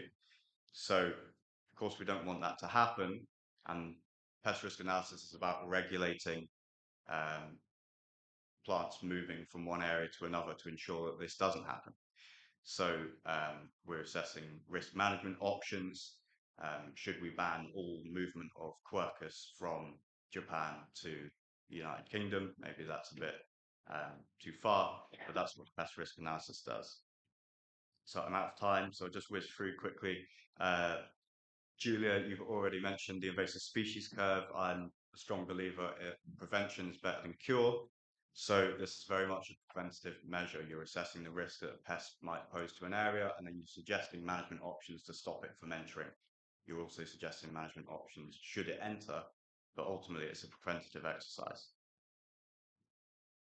So I wanted to mention to colleagues here that in Jersey, our wildlife and plant health laws regulate invasive species, pests and diseases generally. And I wasn't fully familiar with the European Plant Protection Organization's A1 and A2 list before carrying out this work. They actually recommend the regulation of invasive species across the EU, and that's what those A1 and A2 lists are about.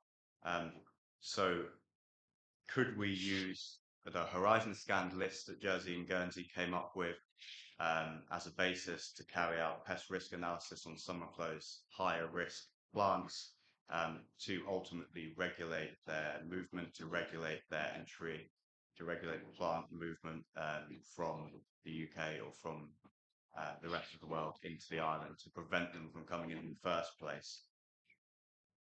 So how can we work together? Thank you very much.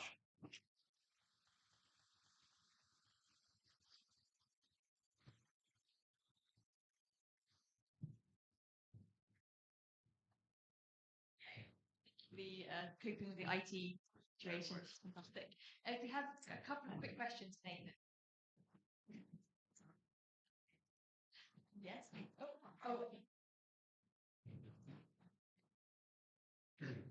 The legislation that you guys have in Jersey, your wildlife law and plant health law, do you think that's sufficient to introduce control measures, or would you to reduce or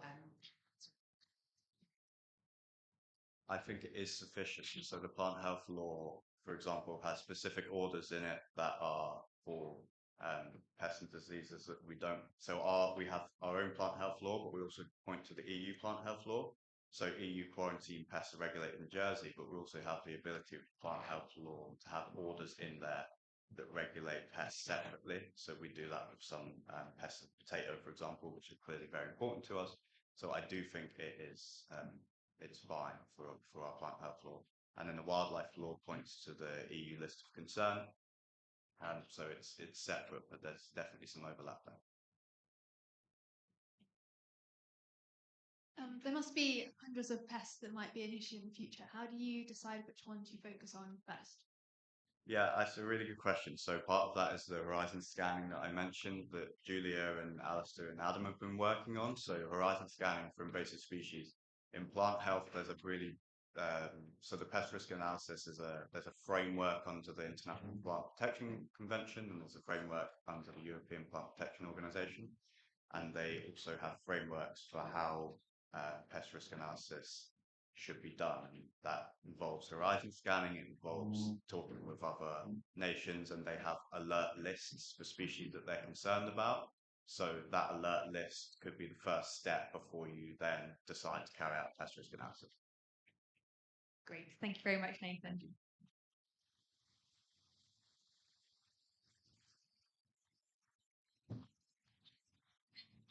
Speaker in this session is Adam Chapman, again from the Government of Jersey, and he'll be speaking about the feasibility of managing invasive species, so very appropriate. Thank you.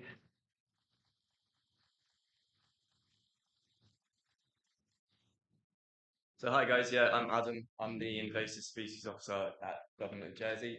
First of all, thank you for having me here. A little confession to the colleagues from the Isle of Man. I didn't do my favourite species, I forgot to do it. In a way though, this presentation is all about that. It's about picking, of all the invasive species that we manage in Jersey, it's trying to work out which ones can we actually do something about, which ones will we unfortunately have to live with, and which ones are we going to be managing kind of long term. So in Jersey, invasive species management is kind of a new thing. In the grand scheme of things, we've only been a team for about 3 years. Our wildlife law was first written in 2001. At that point, there was no mention of invasive species at all in the law. It was updated in 2021, and we have a whole section dedicated to invasive species now. So as Nathan mentioned, it kind of gives us the powers to control and manage them. And I'm trying to put that into kind of an IEM perspective. So we formed a team in 2022. We went to the IIEM that year. Julia gave a really, really good presentation about how Guernsey was kind of horizon scanning for invasive species, what might arrive in the Channel Islands. We kind of thought, oh well, if Guernsey's doing it, we've got to do it as well. So we agreed with Guernsey that we were going to collaborate on all things invasives. Our islands are close enough together, they're so similar that it kind of made sense. So if Guernsey were going to look at what's coming down the line, we were going to look at how can we manage stuff that's already here. So Nathan mentioned that always the best thing is to eradicate it as soon as they eradicate invasive species as soon as they get here. Unfortunately, we haven't been eradicating invasive species in the Channel Islands for 200 years. So we have quite a few species, as you can imagine. So my talk today is going to really quickly recap what's happened in Channel Islands. Then we're going to look at the management feasibility study. So how do we determine which species can we actually manage? And then finally, going to look at the fun stuff, which is actually monitoring and managing them. Cool. So what Julia was saying, in 2022, Guernsey did a really good job. They horizon scanned all of the invasive species that are moving through Europe, coming down from the UK. And you get the kind of classic guys, the Asian tiger mosquito. If anyone's been to London recently, you see the big problem that parakeets are causing. And then strange pets that people keep in Europe, raccoons, all that kind of stuff. The next year, us in Jersey, we did a really big threat score. We looked at all the established invasive species we had on island, and we risk assessed them for their ecological impacts, their invasive potential, and their geographic spread. In Jersey, historically, the two invasive species that have received the most attention are Asian hornets, which arrived on the island in 2016. And Japanese knotweed, which has been here for ages. The threat score analysis gave us a huge list of 186 species, and it ranked them kind of arbitrarily by Excel, which was great. We have 186 species, great. Which one do we start with? Well, looking at this list, this is the top 10 from that kind of ranking score that we did. We could start with three-cornered leaf, but as you see up here, it's ranked highest for geographic spread. That means it's everywhere in Jersey. So does that not mean that we're wasting our time managing that species? okay, we won't start with three-cornered leek. Let's start with something like water fern or New Zealand pygmy-weed. Actually, that scored, although it's ranked twice second, it's got the same score as a lot of those other ones, and it's just been arbitrarily by the database system that we use. It's kind of been ranked in that way. And is it not better to start with something like Tree of Heaven, which we've scored really high for ecological impact, really high for invasive potential, but in Jersey is only in a couple of spaces. And we have meetings regularly with our colleagues in the UK, and they keep telling us start with Tree of Heaven. So we looked at a process trying to work out which species should we actually start with. How do we answer these questions? So that is what we're talking about now. So this is kind of the big paper that we based all of our work on. This was a paper written by Olaf Boy in 2020. If any of you know who Olaf is, he's a really, really high hitter in the invasive species world. And it's basically assessing the feasibility of actually managing invasive species. So we took that paper, we kind of distilled it down to an island level, which you'll see in a second. And we looked at all those 186 species. We took out our top 20, so the highest risk species, and we went through this process. So really simple process. The first thing you do is you define your invasion scenario. So this is basically whereabouts the species is in the island. Is it currently being managed? If it's currently being managed, how much is it costing? Who's managing it? Is it actually working? Is the management having any effect, or is the species still spreading? So you define that for each species. Then you define your management strategies. We always do a list of strategies. So we work from low effort, we're going to do nothing, to the highest effort, we're going to completely get rid of the species. And then, so you normally have one from about 4 to 5 different strategies. And then when you have your strategies defined, you score them. So you go through a risk score matrix and you put scores alongside each of those strategies. So this is the score matrix we use, which we took from Olaf's paper. So you go from 1 being always the lowest score for each of the categories to 5 being the highest score, and you go through effectiveness. So go through each of the different categories. So first one is effectiveness. How effective is your strategy at actually getting rid of the invasive species? Then you look at practicality. What tools do you need? Who's going to be doing the management? Do you need to put laws in place? Do you need to contact landowners? Do you need to get access into private areas? Then you look at the cost. So this is the big change we did to Olaf's paper. We basically reduced the cost because there's no way we're going to be spending £10 million on invasive species in Jersey. Next category is negative impact. Is your strategy going to negatively impact the surrounding environment where the invasive species is present? Next one is acceptability. How acceptable to the public is your management going to be? Window of opportunity is all about how long have you got until the species gets out of control. So if you did nothing, how long would it take for the species to be unmanageable? And then the last one is likelihood of reinvasion. So once your strategy's finished, what's the likelihood that the species is going to reinvade the area that you managed? And so you score each of those categories independently from 1 to 5, and then you get an overall score for each strategy as well. So from very low to very high. So you end up with something like this. So this is just an arbitrary one I made for this presentation. But you get for each species that you do these studies on, you always get a high strategy. It doesn't always have to be high. Some species don't have high feasibility. So you always have a winning strategy, and you can then plug the winning strategy into a ranking based on each species that's gone through this kind of process. So you get a new way to rank those top 20 species. And what that gives you is a different top 10. So if you remember, the threat score kind of arbitrarily gave us a top 20 of the highest risk species. This is our new list. So what it's actually done is it's taken out three-cornered leek, so the one that's everywhere in Jersey. It's taken out the really difficult ones to manage, so the freshwater species. It's bumped up Tree of Heaven right near the top.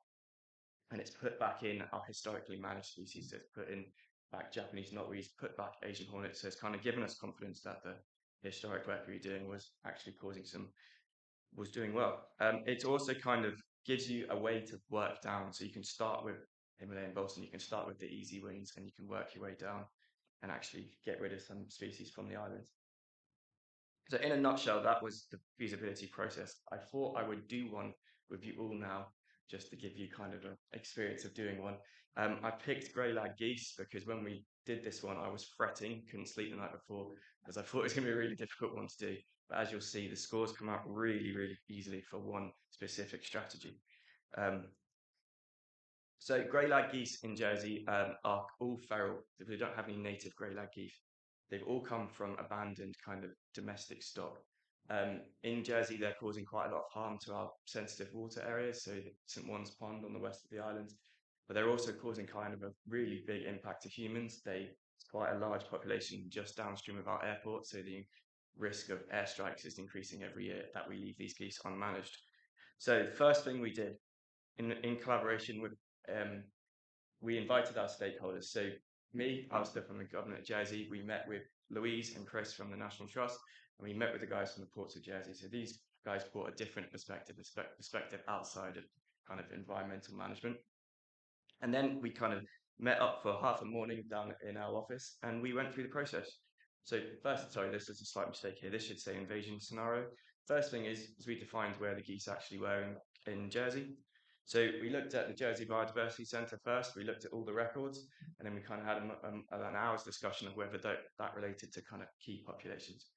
And what we found was there's 3 key populations of geese in Jersey. There's one on the west of the island, near the airport. There's one in the centre of the island in one of our valleys, and there is one on the east of the island. But only the one on the west is the active population that was being managed at that time, and that was done by the Ports of Jersey guys at the airport to decrease that flight risk. So we formally defined the invasion scenario as that. You don't really need to read that, but that's exactly as I said. Then we defined our eradication strategy. So as I said, strategy 1, we're not going to do anything. We're going to put our feet up, going to do nothing, leave the geese to it. Strategy 2 is we're going to take 2025 as our baseline. We're going to keep numbers as they currently are, but not let them rise any higher. Strategy 3 is we're going to actively decrease numbers. So we're going to in fact form more culls, and we're going to do some egg addling. And then strategy 4 is we're going to kill every single geese in Jersey. So that was our 4 strategies from least effort to highest effort. And then we scored them. So you can kind of see straight away that doing nothing is really cheap, really easy to do. But obviously it's not very effective at managing, not very effective at actually managing geese or reducing their impact. So low feasibility. Keeping numbers as they currently are, again, quite cheap, not that practical to do, but again, it's not really effective. You have to do quite a lot of egg addling because you're not getting rid of adult birds, you're not really doing that much to reduce the impacts. So kind of medium feasibility. Decreasing numbers isn't that much more costly than keeping numbers as they currently are. It's going to be a lot more effective at reducing those impacts. It's going to have a slight negative impact because you're actually having to do formal culls, and it's going to be slightly unacceptable with the public because it's a highly charismatic animal. But effectively, it's going to get rid of the impacts, especially the flight risk impacts. But then getting rid of all the geese across the island is going to be really, really unacceptable with the public, and so it doesn't score as high as that one.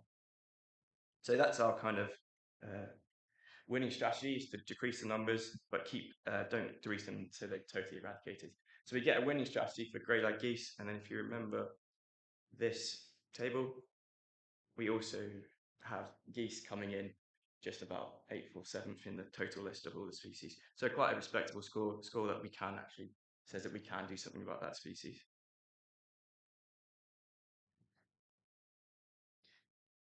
Cool. And then so after you've done your feasibility for the top 20, so we've done 19 species so far, hoping to get top 20 done by the end of this year. It leads to the actual management and monitoring work. So effectively you work down through your list that you've ranked, and you do the easy wins first. So Himalayan balsam in Jersey is in one site, so we should be totally eradicate that plant from Jersey in a couple of years. So once we finish Himalayan balsam, we're going to move on to Japanese rose, and that strategy was all about removing Japanese rose from our protected areas. Once we've done that, we're going to start controlling the spread of tree of heaven and just work your way down. For each species, we're writing species management plans. So that is taking all of the most feasible stuff that you discussed with the stakeholders and actually writing plans. Who's going to do it? Who's going to pay for it? That kind of thing. And setting monitoring programs. So I'm a big believer in monitoring and baselining everything. How do you prove that something's working if you've got no monitoring in place? And then effectively, you're doing your management. So in terms of grey-lag geese, that's all about egg addling and culls and stuff like that. And you're constantly reviewing. So Julia spoke yesterday about new species can always arrive in the Channel Islands. If a new species does arrive, you quickly do a management feasibility study and it slips it into the list. And if it rises right to the top, it's your priority to deal with. So that's how you deal with that. So to put that into perspective with my last couple of minutes, this is the monitoring that we're doing for the geese now. One of my colleagues, John McLaughlin, has just invested in a drone. So we are periodically every month flying a drone over the areas where the geese are, and we're using kind of GIS technology to count them. So it's not the greatest photo, but every white dot there is a geese. Thank you. So yeah, we're actually getting a baseline. So before it was informal counts of birds, we're actually getting a total number every month of how many birds there are and whether our management effect is having an effect. And then the fun stuff, the management. So Alistair on my far right, your far left. We didn't think we had giant hogweed in Jersey. We then really panicked in May when someone found some on our north coast. Quickly did a feasibility assessment. It jumped ahead of the list because of the health risks of giant hogweed. We went straight away, got rid of the plants that we could find out there. So that goes straight into the list. Next one is me dealing with an Asian hornet nest. Asian hornets we've been managing in Jersey for 8 years, 9 years. It's getting increasingly hard to manage Asian hornets. Despite our best efforts, they're increasing in number. That means the feasibility for management is changing over time. So we might have to soon readjust and look at that program. Next photo, third photo, is a group of volunteers pulling purple dew plant on our west coast. Historically, this has been done in kind of an ad hoc basis. So people have been pulling areas, then leaving, coming back 5 years and being disappointed that the purple dew plants returned. So we're targeting effort now. We are looking at one area and just hitting it every month with the same group of volunteers. And then last photo is our egg addling. So many thanks to Chris, she's here, for teaching me and Alistair how to do this. This is us actively managing a new population of geese on the east coast of Jersey. So that's it really, guys. That was kind of a recap on how we are still managing invasive species in Jersey. Looked at how we've risk assessed them, how we looked at the horizon of what might appear, and then we looked at kind of how we actually assess which ones we can actually do, which ones can we get rid of, which ones take long-term management, and which ones, sadly, do we have to learn to live with. So, thank you.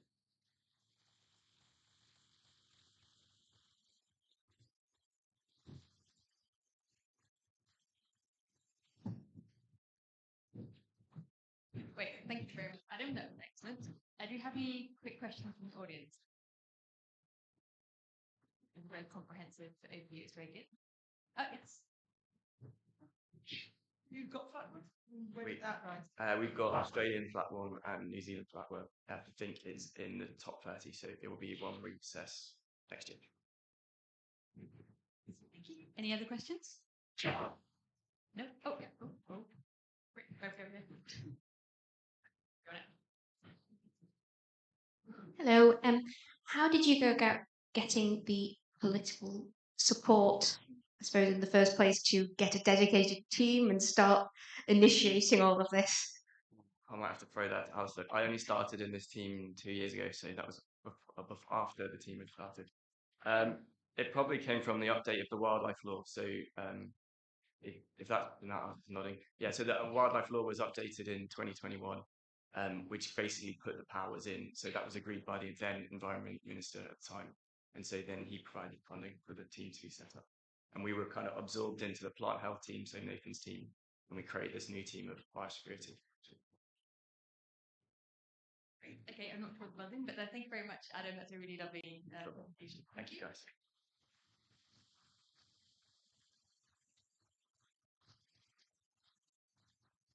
So before we finish for the next section, I'd like to do a quick plug. There's some fantastic souvenirs at the back of the room. I've already got my tea towels. And just to say, there's also a book on sale out in the foyer. It's a book on a fantastic conservation success of the red kites in the UK. So I would also recommend having a look at that. But yeah, if you join me in thanking all the speakers this morning, it's been a really lovely session. And yeah, I look forward to the next part. Thank you.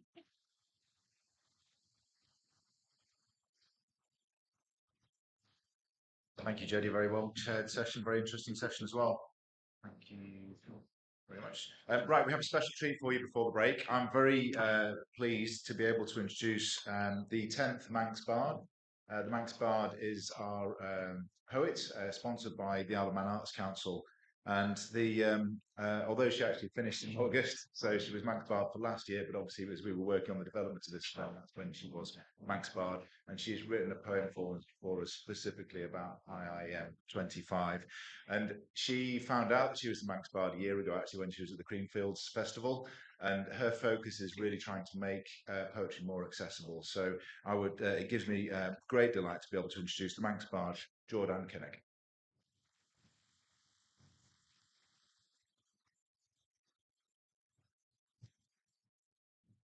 Hello, everyone. Thank you so much for having me this morning.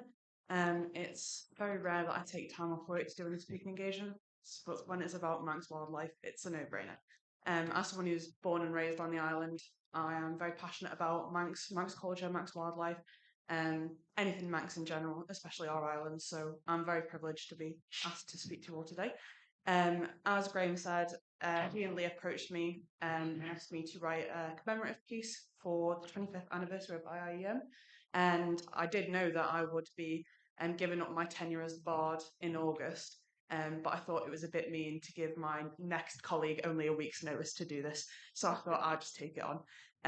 But yes, I was very grateful to be asked to do this. And while I was doing my sort of research for the piece I wanted to write, one word that kept coming up when I was looking into conservation and environmental health and things like that was guardianship, guardians, guarding. And I thought, I can't really think of a more apt word to describe what you guys do and what you're involved in. So this piece is called Guardians.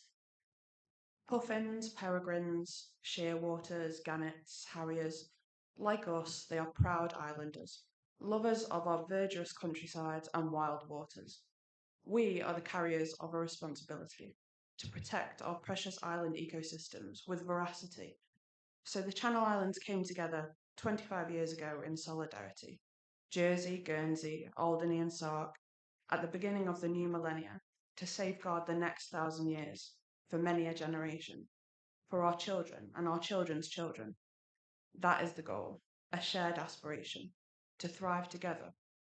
British Islands, Crown dependencies, and the Isle of Man biosphere, havens for all our friends, all species, flora, fauna, and fungi, but their survival ultimately depends on us, on our experts in environmental science and conservation, educators, people engagers, and the success of their teamwork and inter-island collaboration, on the fishermen that return the undersized mollusks and crustaceans and work sustainably to protect our marine life and the seabed, on the farmers that put goodness back into the soil and toil using regenerative practices to ensure we are nourished and well fed, on the unique and wonderful folk that are fortunate to call our islands home. We all have a contribution to make, information to offer, an action to take.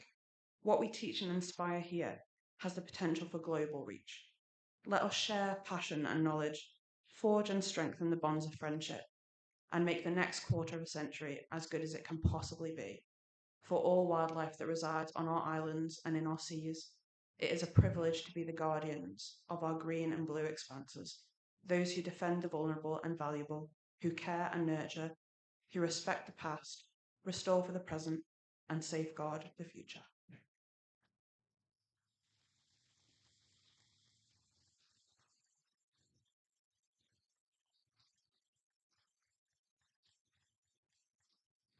Amazing, Jordan. Thank you so much for that. I think that was brilliant, really inspiring. So with that, we are running a little bit behind. So we're going to have a quick update from Hannah about the excursions, and then we'll have a quick comfort break. And if we can be back for 11:10, that'd be fantastic. Thank you. Sorry, this will be very quick. Firstly, lunch, as that's the most important thing. There will be packed lunches at the back of the room. You're very welcome to take these on the buses with you or eat them in here if you have time. They'll be labelled meat, vegan, veggie. I believe that there's only enough gluten-free and vegan ones for the people who put that for their dietary requirements. So please don't be stealing other people's lunches. I don't want anyone going hungry. These are the times that you need to be on the buses. They will be down there waiting for you. The session is due to finish at 12:30, so hopefully you'll have a little bit of time, although less for some. So the Dune Glen Fungi Foray excursion and Manx bird life going up to the Point of Air, they will be leaving at 12:45. At 1 o'clock, it is the minibus to the Ball of Currachs. 1:15 is the peatland restoration, and then at 1:30 it is the farming for nature, and then also Langness. The farming for nature one has been pushed back a bit because you're no longer having to go via Peel for the shark tagging, so that's now leaving at 1:30. The people going to Langness will be travelling with Lucy. who I can't see. Oh, she's at the back. Lucy is waving. She's got a really big car, so she's taking a few of you. If there's any people from the island who are going in their cars instead of on the buses, perhaps let me know. I'm going to be down there when people are getting on to try and make sure that no one misses it. Please be there at the right time because there's only so much running around I can do trying to get you there. It's a really big place. So the board is outside with your departure time. So if you forget, either come find me or look on the board because they're all there. Lastly, there's a guide on each of the vehicle who will tell you about what you're seeing as you go. So if you've got any questions about the island, then please ask. I'm feeling optimistic about the weather. The Met Office has reduced the percentage of rain. Oh, I shouldn't have said that. There's no wood. There's no wood to touch. I don't think this is wood. But I also have bought some spare raincoats, only a couple, and some waterproof trousers. So if you're worried or if you don't have anything, then come find me and you can borrow a raincoat. Return times. You should be back here by 5:30 at the very latest. Some of you will be back before then. If you need to get back for a certain time and you're worried, then come find me and I can let you know when you're coming back. The people going to Doon Glen for the Fungi Fray, the coach will be coming back to get you, but there's also the option to get the tram back if you're not from the island and you'd like to experience getting the tram. But speak to Liz about that. Brilliant, thank you and enjoy your break.